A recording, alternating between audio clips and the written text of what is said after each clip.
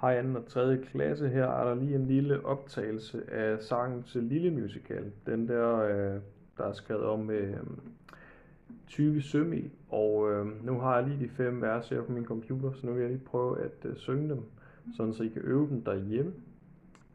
Jeg stopper lige undervejs, jeg skal lige scrolle lidt. Men nu prøver jeg at høre den gang. I kender i hvert fald første vers.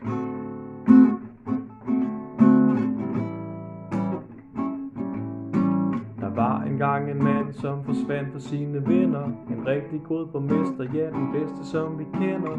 Det eneste han efterlod, det var et lille brev. I skal alle sammen høre, hvad han skrev. Lå brevet op, tag et frø, der kan vokse til noget, man kan spise, både menneske og okse. En pære så stor, I tror, at det er lyv. Kom og find mig ind i et tal til 20.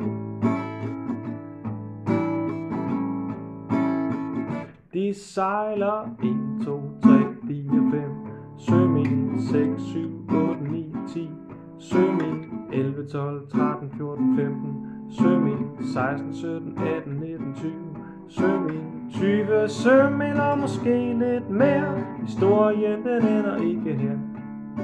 Scroller jeg til andet vers.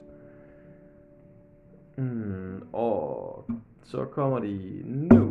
Kan vide hvem de møder, når de sejler på havet. De grusomme pirater i et skib de selv har lavet. Giv dem en banan, så får de et fix. De er vant til at få rådne fisk og kiks. Som tak for mad for de 2 batterier. Kompasset er tændt, de kan navigere. Kursen er sat mod den mystiske ø. Pas på drager, de kan ikke tåle spøg. Så kommer omkvædet igen, som vi godt kender jo med. De sejler 1, 2, 3, 4, 5. Men det kan I godt. Nu kommer 3. vers.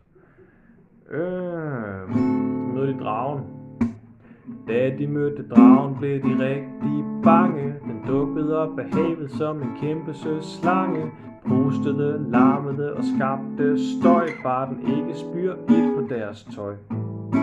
Og høj med jer, bare tag det roligt. Dragen er mekanisk, er det ikke utroligt?